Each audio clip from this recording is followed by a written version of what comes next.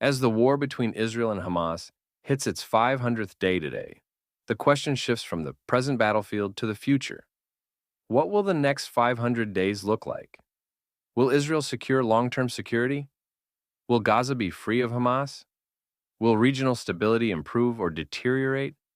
From Israel's perspective, understanding these scenarios is critical to ensuring the Jewish state's safety, sovereignty, and long term survival in an increasingly hostile international environment. Scenario number one: total Hamas defeat and demilitarization of Gaza, the best case outcome for Israel. In this scenario, Israel successfully dismantles Hamas's military and political infrastructure, preventing it from ever regaining power in Gaza.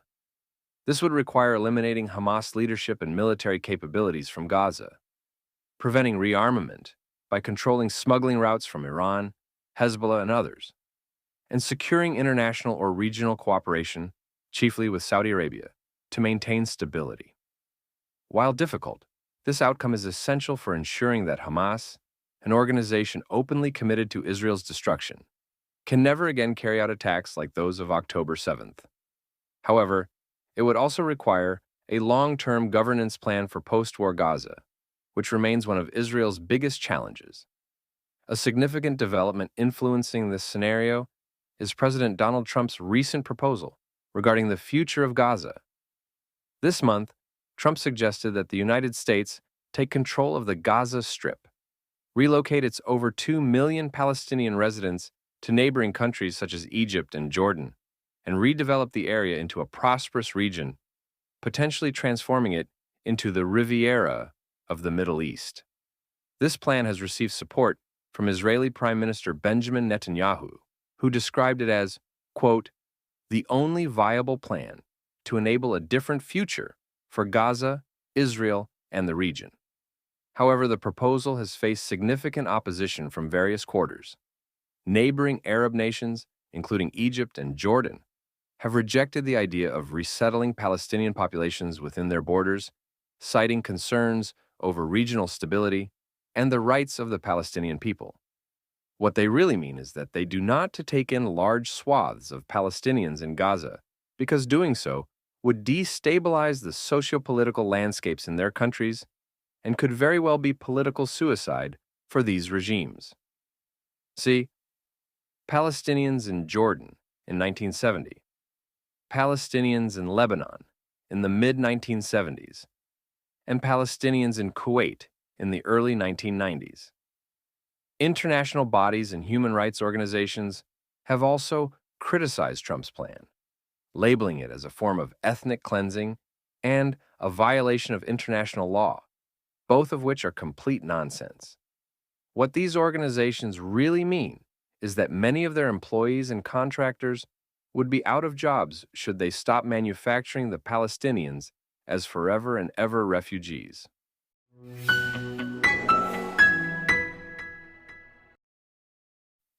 Scenario number two: a weak Hamas survives and Gaza remains a stalemate. A risky but manageable outcome for Israel. Despite Israel's military superiority, Hamas may survive in a weakened state, maintaining some level of control over Gaza, while Israel continues counterterrorism operations. In this case, Hamas retains some influence, but its military capabilities are significantly reduced. Israel continues periodic strikes to prevent Hamas from rearming, and a fragile and unstable security situation persists, with sporadic rocket attacks and Israeli responses. This is the status quo Israel has dealt with since 2007, but after October 7th, it is unacceptable to many Israelis. While this outcome might be seen as a short-term necessity, it leaves Hamas with the ability to regroup, likely setting the stage for future conflicts. At the same time, Israel would not make the same mistake that it made leading up to October 7th, when it ignored sign after sign of an imminent attack emanating out of Gaza. In this scenario, despite Israel's extensive military operations, Hamas retains a diminished yet operational presence in Gaza.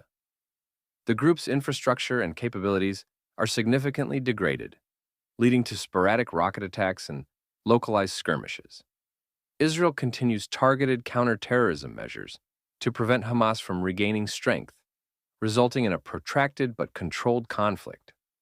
Complicating this situation is the broader regional tension, particularly concerning Iran's nuclear ambitions. Recent intelligence assessments suggest that Israel is contemplating preemptive strikes on Iranian nuclear facilities to curb potential threats. Reports indicate that Israeli leaders, perceiving a narrowing window of opportunity, are considering significant military action against Iran's nuclear infrastructure. This potential escalation aims to exploit perceived vulnerabilities in Iran's defenses and to prevent the development of nuclear weapons capabilities. I mention this here because geopolitics is a game of give and take. Perhaps the Israelis would agree to end the war in Gaza if it means they receive the international green light to go after Iran.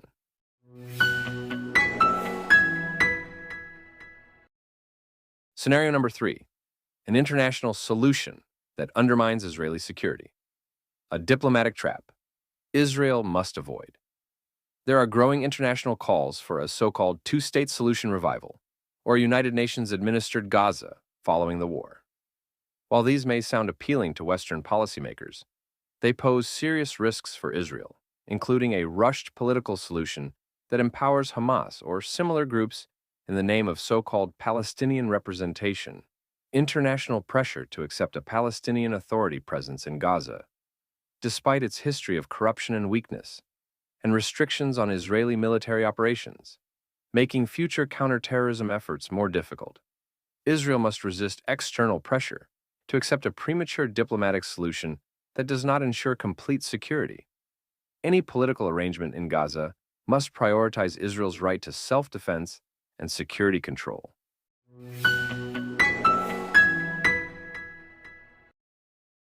Scenario number 4.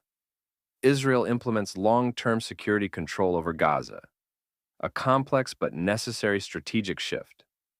Given the failure of past disengagement policies, Israel may be forced to establish a long-term security presence in Gaza to prevent future attacks. This would involve a continued Israeli military presence to ensure Hamas and other terror groups do not reemerge, control over border crossings and arms smuggling routes, and the potential for local governance models that do not rely on Hamas or the Palestinian Authority. This scenario is highly controversial internationally, but may be the only way to ensure Israel's security. While direct control of Gaza would be costly and politically challenging, it would eliminate the ability of terrorist groups to rebuild.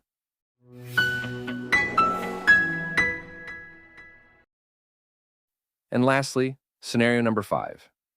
A regional shift toward Israeli-Arab cooperation, a game changer for Israel's future. One of the most promising long-term scenarios is a shift in regional dynamics, where Israel strengthens ties with pragmatic Arab states like Saudi Arabia and the United Arab Emirates. In this case, Arab states play a role in stabilizing post-war Gaza, reducing Iranian influence. Normalization efforts with Saudi Arabia accelerate, increasing regional security cooperation. And a new framework emerges where moderate Palestinian factions, if they exist, can be empowered over Hamas. If this scenario materializes, Israel could achieve both security and diplomatic victories. However, much depends on how Israel manages the conflict in the coming months, and whether Arab states are willing to engage in a post-Hamas Gaza. For now, Iranian destabilization is alive and kicking in the volatile Middle East. In 2011, Iranian-funded and equipped extremists tried to mobilize the Shia Muslim community in Bahrain to overthrow the Sunni king and his political establishment.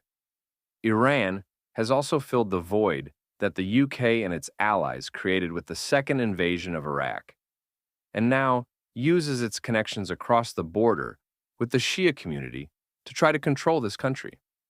In addition, Iran propped up Syria's now former president Bashar al-Assad and sent large numbers of soldiers and military equipment in support of his brutal regime, which also helps the Iranians gain easier access to Lebanon, where it funds Hezbollah on the border with Israel, to fire rockets at the Jewish state and wait for an opportunity to attack, perhaps like Hamas did on October 7th.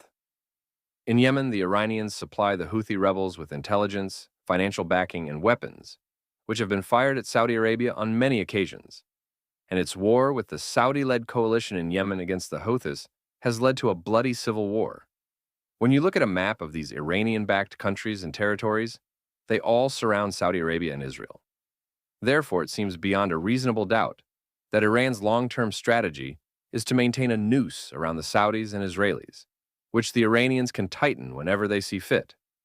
Now, as the Middle East has broken out into mini wars between the Iranian axis of resistance and its adversaries, the last thing Iran wants is to appear weak in the eyes of Israel, the U.S. and its Arab allies, as well as domestic enemies of the Ayatollah's regime.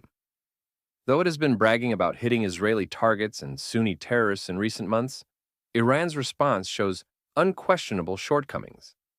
Israel has continued to assassinate senior members of Iran's Islamic Revolutionary Guard Corps and established air superiority across Lebanon, Syria, and Iran, while the Iranians are striking fictitious Israeli targets far away from the Jewish state, such as one of the main Mossad espionage headquarters in Iraqi Kurdistan, an assertion that was promptly dismissed by Iraq. This displays the limits of Iran's power, and with nuclear-armed Pakistan hitting back inside Iranian territory, Tehran looks even less imposing. However, the Iranian octopus has succeeded in one important avenue since October 7th. Tehran wants the U.S. and Europe to pressure Israel to prematurely curtail its war on Hamas, and is using the threat of regional escalation to achieve this aim. As the U.S. repeatedly declares that it does not want to escalate against Iran, escalation and regional conflict are exactly what Iran is trying to deliver, largely through its proxies: Hamas, Palestinian Islamic Jihad, Hezbollah, the Houthis, and Shiite militias in Iraq and Syria. Tehran is betting that, if it can convince Washington and the European Union to stop supporting Israel because it risks igniting a broader blaze, Iran can force the U.S. and Europe to demand that Israel either ends its fight against Hamas and Hezbollah, or at least end American and European support for it. Though there are also domestic reasons for growing pressure in the U.S. and across Europe to wind down Israel's war against Hamas, anxieties that the U.S. and Europe could be drawn into a regional war have weighed heavily on American and European decision-makers. But if the U.S. and Europe finally decide to hold Iran accountable for exponentially destabilizing the Middle East, they will find plenty of willing partners. The responses to Iranian attacks demonstrate that a regional coalition can be quickly created to put the Islamic Republic in its place. The Saudis want it, the Emiratis want it, the Bahrainis want it, and of course, the Israelis want it.